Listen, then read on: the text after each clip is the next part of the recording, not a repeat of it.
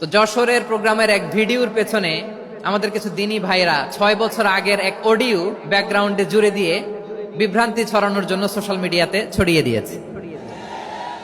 তো তাদের প্রতিও আমাদের কোনো রাগ নাই, ক্ষোভ নাই। তারা হয়তো দিনই তাকাদা থেকেই করেছে, কিন্তু তারা হয়তো বুঝতে পারে নাই এই যে রিসেন্ট আলোচনার ভিডিওর পেছনে 6 বছর আগের অডিও জুড়ে দেওয়া, এটাকে বাংলায় বলে প্রতারণা।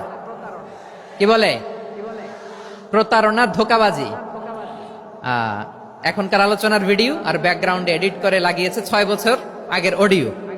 এটারে প্রতারণা বলে, ধোঁকাবাজি বলে। আর বিশ্বনবী বলেন, মান গশানা ফালাইসা মিন্না, the person who deceives us he is not among us. যে আমাদেরকে ধোঁকা দেয় সে আমাদের অন্তর্ভুক্ত নয়। তো বিশ্বনবীর এই হাদিস তারা মনে রাখে না। তো এজন্য শুধু বিশ্বনবীর প্রতি সাল্লাল্লাহু আলাইহি ওয়াসাল্লামের প্রতি সেরেফ ভালোবাসা আপনাকে বাঁচাতে পারবে না যদি বিশ্বনবীর আদর্শ আপনি গ্রহণ না করেন।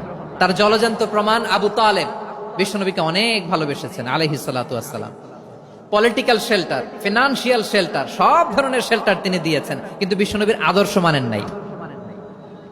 মুক্তি মিলবে? হ্যাঁ, আওয়াজ করে বলেন, আবু তালেবের কি মুক্তি মিলবে? তাহলে সেরেফ ভালোবাসা আপনাকে বাঁচাতে পারবে। ভালোবাসার পাশাপাশি বিশ্বনবীর আদর্শকে মেনে নেওয়ার দরকার আছে না নাই?